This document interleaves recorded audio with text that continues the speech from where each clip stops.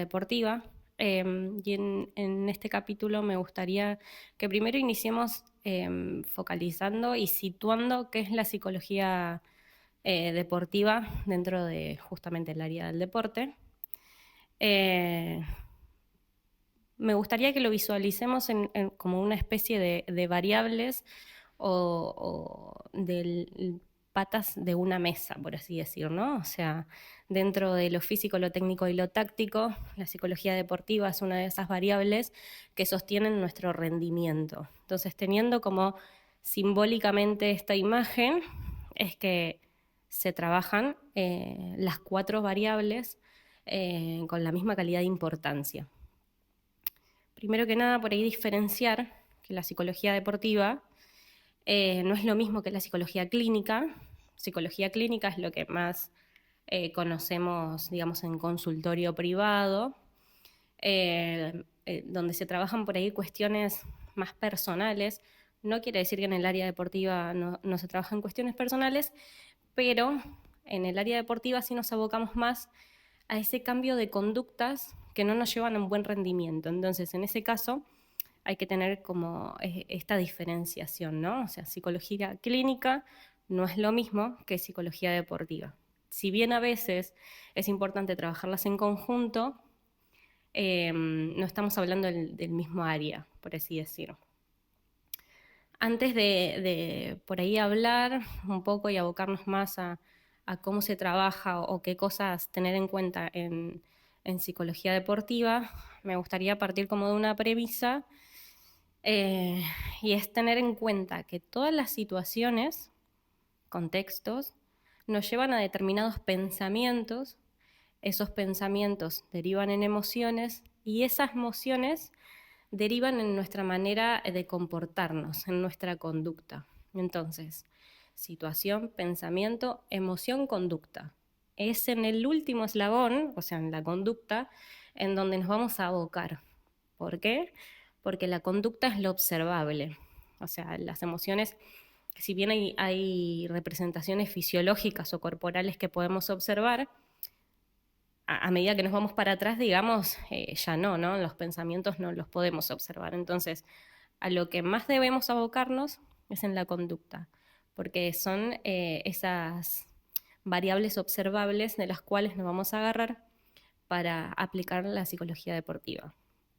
Es por eso que la observación va a ser como la herramienta principal. Entonces, ¿qué debemos observar en nuestros deportistas? Aquellas conductas que nos lleven a un buen resultado, o sea, un rendimiento óptimo. Como segunda herramienta importante, más allá de la observación, es el registro. O sea, muchas veces ayudarnos de registros, si bien esos registros pueden ser escritos, pueden ser por imágenes, pueden ser videos, dependiendo también del procesamiento de la información del deportista y del preparador o el entrenador, pueden ser, digamos, por diferentes vías. Pero entonces esas conductas observables hay que registrarlas y debemos tener en cuenta primero que modifique nuestra conducta de manera negativa hacia el rendimiento, y segundo, que se repita, ¿no? O sea, por lo general son conductas repetitivas en el tiempo, entonces es importante registrar cuáles son esas variables o esas condiciones que hacen que esa conducta se repita. Una vez teniendo identificada cuál es la conducta y cuáles son las variables que llevan a esa conducta, es que se aplican estrategias posibles. Remarco esto de posibles porque no necesariamente lo que nos funciona con un deportista nos va a funcionar con todos. Entonces, hay que tener en cuenta muchas cosas, como la motivación, el método de procesamiento de la información, que puede ser visual, que puede ser más práctico, o puede ser simplemente auditivo, o más experimental. Entonces, hay que tener en cuenta la personalidad de nuestro deportista para saber qué herramienta es viable para modificar esa conducta que no es beneficiosa a nivel deportivo, a nivel rendimiento. Entonces, una vez que tenemos identificada la conducta de manera observable e identificado los escenarios o variables que nos llevan a ese lugar, tener en cuenta el deportista al cual vamos a intervenir, digamos, para saber qué herramientas pueden ser posibles. Dentro de las herramientas posibles hay varias que primero en principal hay que tener en cuenta que sean claras, ¿no? O sea, que nos lleven a eso que queremos cambiar.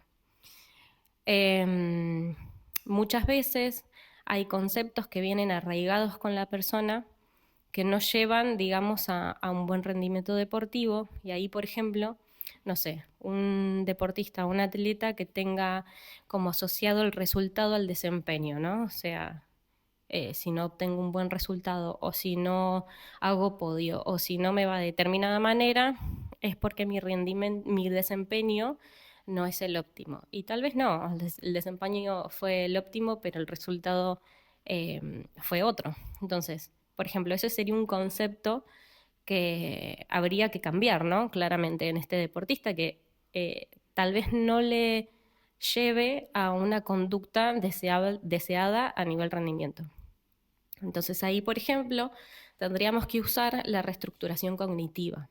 La reestructuración cognitiva es ese cambio conceptual, es ese cambio de pensamientos.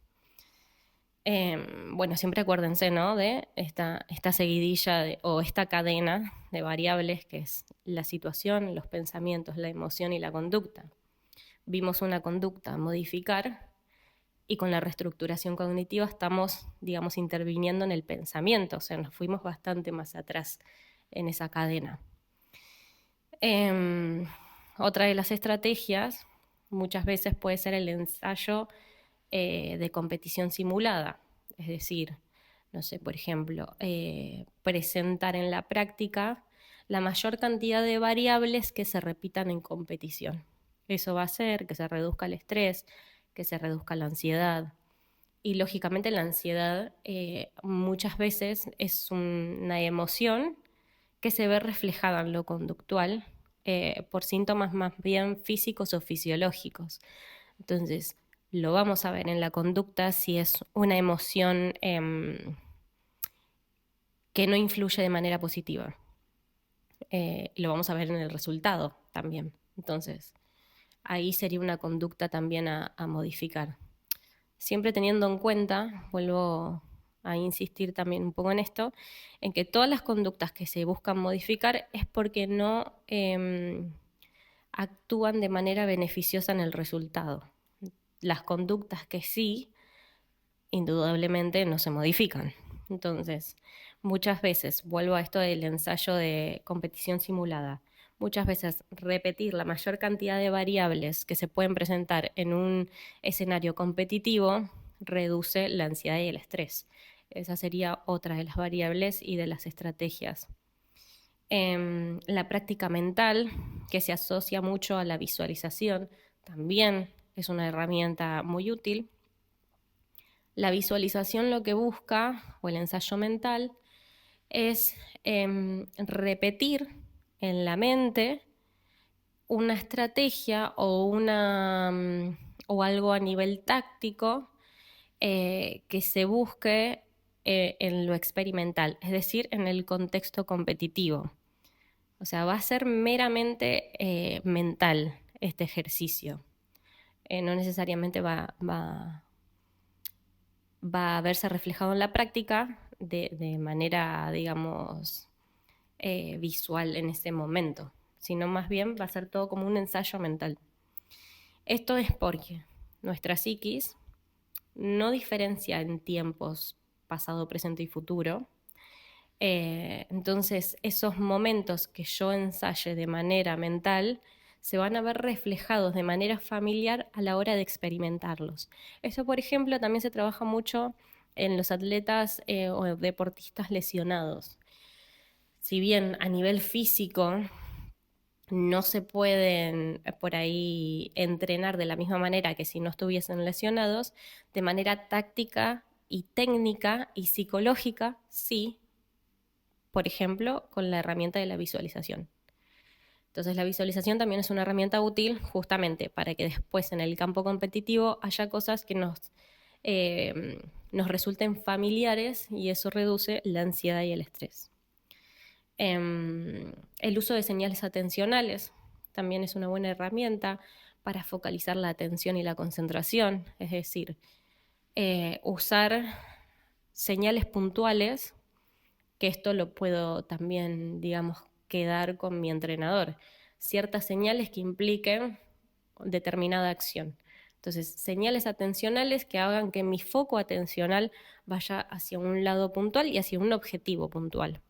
Esto también reduce mi campo atencional y por consecuencia mi objetivo va a ser más claro.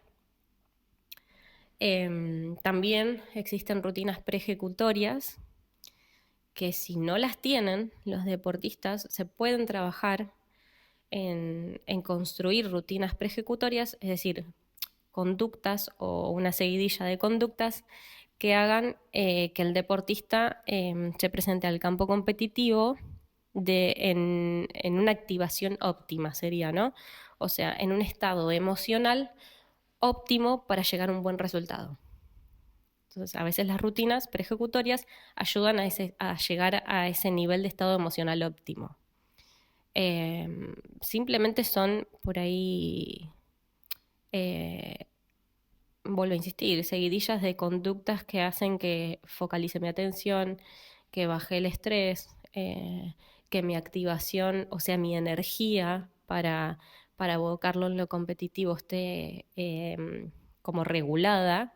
Regulada no quiere decir ni muy tranquilo ni en un estado de excitación, ¿no? O sea, justamente óptimo para llegar a un buen rendimiento. Y otra de las estrategias que por ahí se pueden plantear es justamente el planteamiento de objetivos, siempre teniendo en cuenta que los objetivos tienen que ser difíciles pero alcanzables. Tener como ese punto de corte, ¿no? O sea, difíciles, porque lógicamente si voy a plantear un objetivo a perseguir es porque no lo tengo en el presente, entonces va a ser algo con cierta dificultad, pero tienen que ser alcanzables. O sea, si yo planteo un objetivo muy alejado de mis condiciones, va a generar el efecto contrario, va a generar la frustración. Entonces, yo lo que tengo que intentar construir, lógicamente, es esas fortalezas psicológicas, y dentro de esas fortalezas psicológicas está el autoconocimiento y la autoconfianza, y generando objetivos difíciles pero alcanzables a corto y mediano plazo, que es lo sugerido, voy a ir construyendo este tipo de personalidad que lógicamente va a influir en mi rendimiento deportivo. Bueno, estas son algunas de las estrategias que se pueden utilizar en el campo deportivo. Hay que tener en cuenta que los sujetos somos todos distintos, que muchas veces, más allá de ser deportistas, lógicamente son personas que practican un deporte, por eso también hice esta distinción entre lo clínico y el campo deportivo. Hay veces que sí es necesario aplicar la clínica por fuera del campo deportivo, pero hay otras veces que tal vez utilizando este tipo de herramientas se puedan modificar conductas y llevar lógicamente a un objetivo deportivo óptimo, que es a lo cual se aboca, digamos, este curso y este proyecto. Así que, bueno, esto sería más o menos una orientación de lo que van a ver en los textos y lo que presenta psicología deportiva como una variable importante en cuanto al deporte y al nivel deportivo y